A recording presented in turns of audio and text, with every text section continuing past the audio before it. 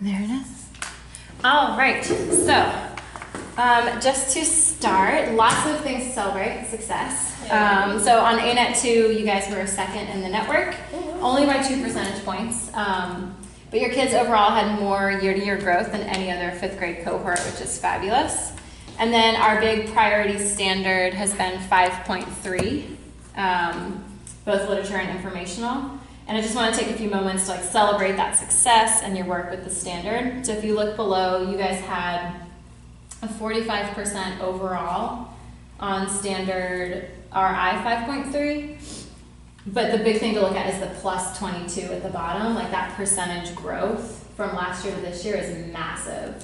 And so that's some amazing work that you've been doing in the classroom and your teaching. So that's really, really cool to celebrate.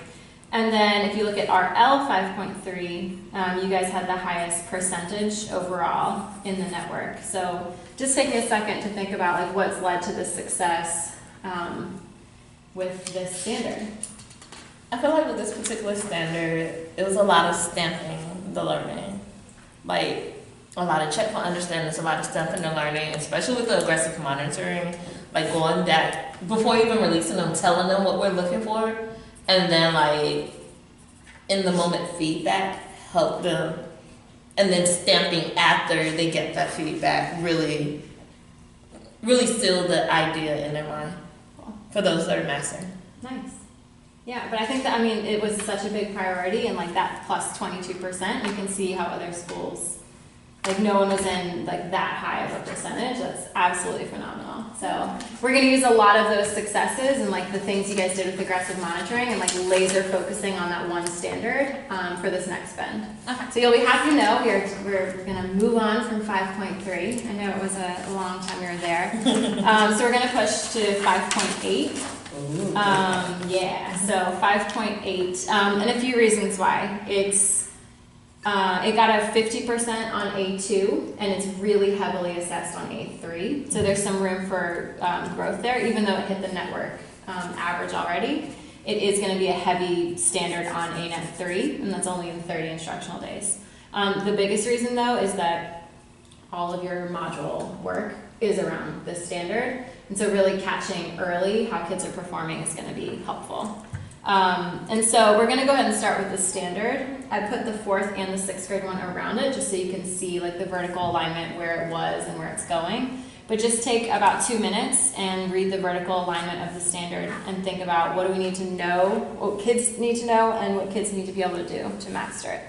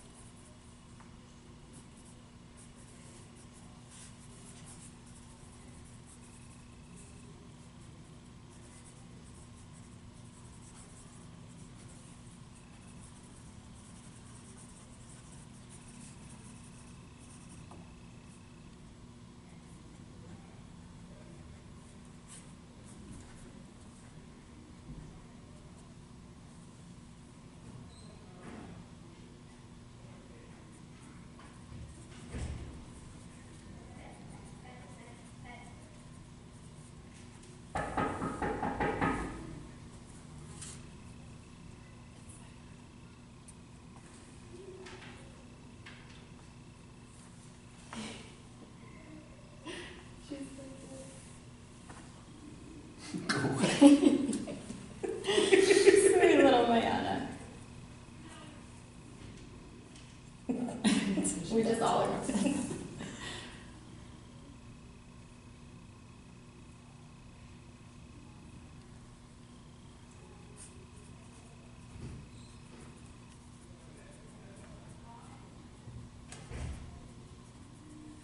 All right, and for time, we will just go ahead and start breaking it down. So what did you guys put for what kids just need to know first and then how they apply it?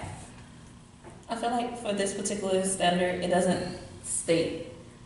Kids need to know how to find the author's claim. They need to know the author's claim before even explaining how authors use reasons.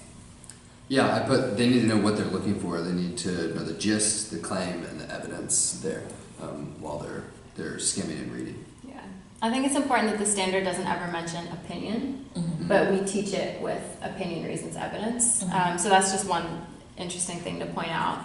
I also, if you notice from the 4th to the 5th grade, the first part is the exact same. So kids theoretically should come in having a lot of knowledge of the first part of the standard.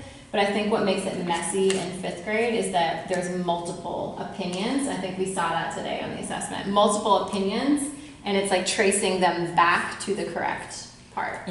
And so, Nate, do you mind just stamping the no and be able to do for our new standard chart? Put the orange guy there. So for no, we'll just put like what is a claim?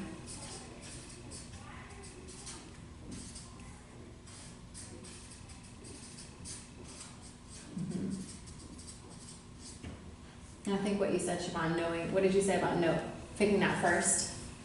I feel like in order to figure out how author supports the claim, they have to first know what the claim is.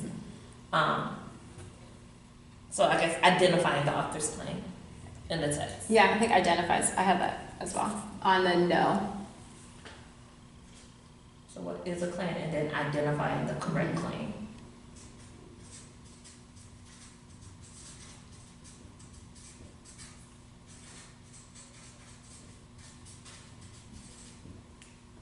And then for be able to do, I think I like yours, like find the evidence to support the claim.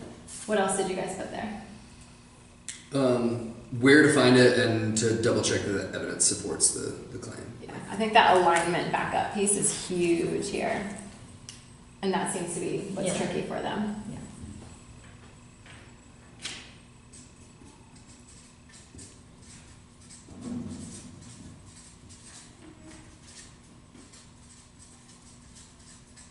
And I would even add like in reverse, like when we see kids that get the right evidence, but it's not supporting the correct claim. Like put just like, you could even put like a little arrow, like it works both ways there, like a cyclical relationship. Yeah. Because a lot of kids would do that. They would have the correct evidence and then they pick the claim that none of them really support. Right. Yeah. Fabulous. So we'll keep this as we trace 5.8 because it's out throughout the entire rest of this module. And so keeping this standard in your mind, we're going to look back at number 4, good old number 4 that gave us so much discussion today. Look back at number 4 from the mid-unit assessment and kind of dissect mastery of the standard. But before we do that, let's just look at the question itself and think about how the standard is addressed in this question.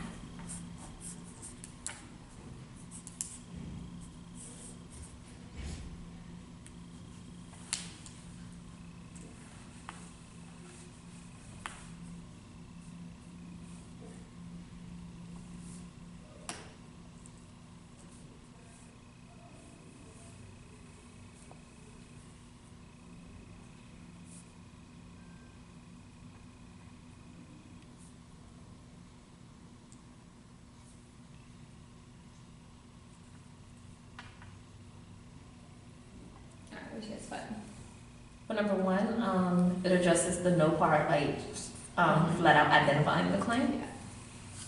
And then for part B, the fact that they have to choose 3 pieces addresses that second part of the standard, where you're deciphering which supports which. Yeah, like distinguishing which goes to which. Yeah. We might even add that to the be able to do part, this like distinguish. So I think that's really specific about the 5th grade one. Like distinguish which reasons and evidence go to which opinions. So maybe just even adding the word distinguishing between. Because I think we see that definitely right here in the second one. Yeah. Distinguish. Yeah. Distinguish which that you just said it exactly this. Yeah, which one, like which Piece of reason? evidence. Oh yeah, which reason matches with which claim. Just so we have that language on there as we continue to go through these.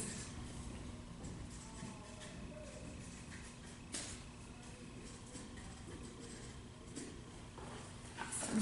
And then we'll go ahead and look at the exemplar and look at what, like a student who technically mastered this standard, and then just thinking about like what were the keys to this exemplary answer.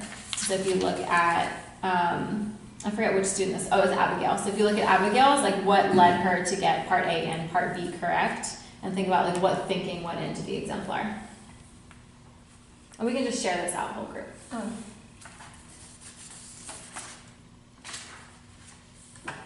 So in order for her to have gotten this correct, she read multiple points in the text in order to find the opinion.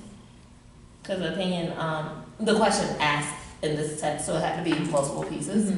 And in terms of finding the correct piece of evidence for it, she had to actually understand what the opinion meant. So all of the evidence for letter C provided a sense of community. Each piece of this evidence supports how it's providing a sense of community. Yeah. And I think it's like the bring people together, like D is very, very clear in showing community. And I think you can argue, and this is where I got into this like nuance day, but you could argue that like entertainment, like gathering together for entertainment, you kind of have to infer how this proves the answer with community. Right. And then the hardest one, attending the events for Century, I think kids miss the part of like, it's almost like inferring that like attending this event It's a group thing. is a group thing. And so that's why, that's kind of where I mean, believe me, I was like really deep in this question today, and I know we talked about it a lot. But do you kind of see like the little itty bitty pieces? Yes. Yeah. So it's almost like they have to also infer what those mean. Yeah. Past a little. Any other thoughts on like the exemplar or how kids would get to here? I feel like we may want to actually write that, be able to infer the meaning of a piece of evidence. Okay, no, absolutely, because that is, it's almost like this is a step beyond what the standard is just asking. Yeah, I agree. Because attending, going to an entertainment, I mean, together, piece D is easy, but the other two, like you have to infer how this is connecting. Right. Yeah, you want to add that? I like that. And then for time, we can flip to the medium student work. And so kids kind of fell into two buckets here, and I'll actually let you look at the medium student work and the low student work at the same time. Okay. And just think about, there were two buckets. The first bucket was they got part A correct, and they saw it was about a community, but they just had the wrong evidence. And then if you look on the second page, they got the claim itself wrong, but they had some of the supporting evidence. And so just take a second and think about what was the gap in like the error that kids made for both of these two groups. So we'll start with this one.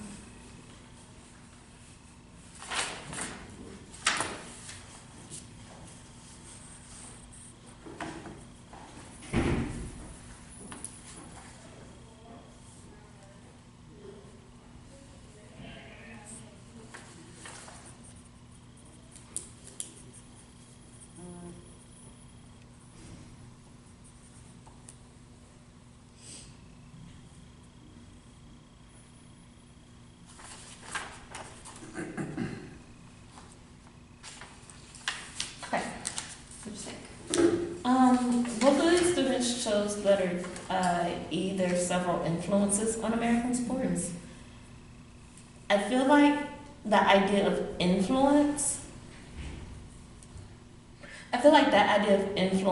like, I want to say they chose something that seemed very familiar to them. I know we talked about influence and impacting throughout the week, so I feel like that just seemed very familiar. And we also talked about a sense of community, so I feel like they had this habit of associating the two together. Because I'm struggling to find a link between several influences and a sense of community. Yeah, I literally wrote like influence doesn't equal community. You're saying like that's exactly what I've had here. And then for this kids that picked C, it's like, so what? Right. That doesn't give you community. And so here it sounds like the gap is like, what were they doing instead of using this text? I feel like they were relying on solely their own memory, like their background schema. In one of the lessons this week, we broke down making inferences relies on your brain plus book. So in this case, like they were relying solely on their brain and not necessarily the text. So like past teaching, I didn't think of that too. Like the past teaching could have impacted this. Anything else you wanted to add, Nate? I think they just maybe they felt safest with that answer. I mean, they knew what that meant. We talked about it before, but it didn't really come down to any grounding in the text and how they're connected. Yeah. And then if you look at, so in this one, it's almost like if we had to just name the gap for this group, it would be reliance on too much prior knowledge, which we've seen kids do before, but reliance too much on prior knowledge and not text specific enough. So that would be a gap for this group, and I just want to make sure it fits for the second group. So if you look at I'll give you a second. Sorry. No worries.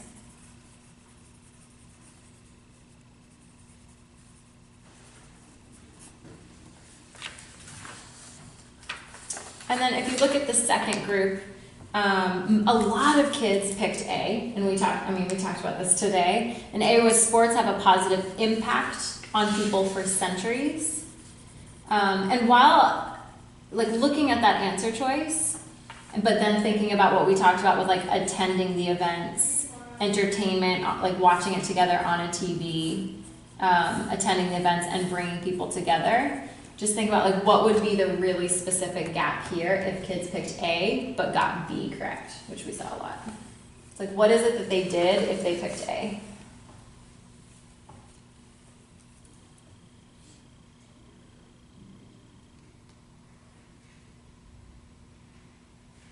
Wait, I'm sorry, rephrase your question? Yeah, no, absolutely. So what thinking, like where do you think kids went wrong if they picked A? I mean, for me, the first three paragraphs all talk about, even into the fourth, it talks about the history of everything. And so that would lead us to think that. It's not until the very end that you see, it even says sports are a form of entertainment too, so that's another red herring. But, or I guess that's a piece of evidence, but I think they just took that and they didn't finish, or they didn't play devil's advocate with themselves in terms of like, if there's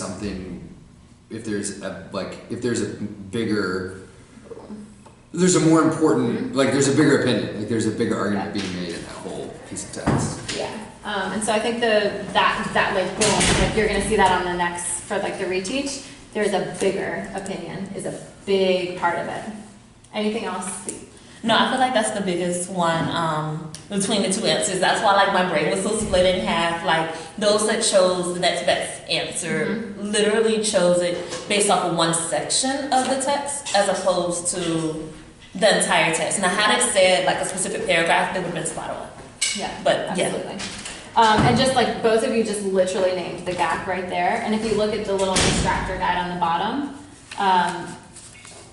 if a kid picked, the correct answer here was C. If a kid picked D, there was just a complete, like, this isn't an opinion statement. So there were gaps there in the knowledge, and so few kids picked D that shows you guys, it's not a knowledge gap. Like, so few kids picked that you're not looking at that. I believe, I mean, the last class data just came in, but it was like 12% right before I looked. So that's not an issue, that's fabulous. So we're not on this, like, knowledge side. Yeah. But because so many kids picked A, which was the distractor, just take a second to read what I thought the gap was here, but it's exactly what you guys just named.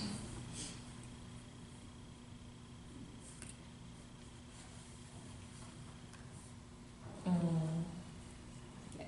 And so Nate, when you said bigger, there's a bigger one, like that's this phrase right here, overall text. Yeah, it's a huge distractor. Yeah. But do you see where this part of the standard comes in? So it's like, the evidence here, this is the distinguished part. Like, had the evidence actually been more from sections 1, 2, and 3, then that would have been the correct answer, right? But they're not distinguishing which evidence actually matches with community. Like there would have been stronger evidence to show for centuries. Like you could have pulled from paragraphs 1, 2, or 3, but this question didn't. This question is actually like low-key brilliant because it really forces kids to see, like, did they get the biggest opinion of all? Yeah. So this is definitely a conceptual error. They know what an opinion is. They know how to identify one, but the gap is distinguishing which piece matches to which specific claim and making sure that it matches the big opinion overall. Yeah. Is this at all to help them discern what is opinion or not? I mean, we're talking about historical stuff, which is fact.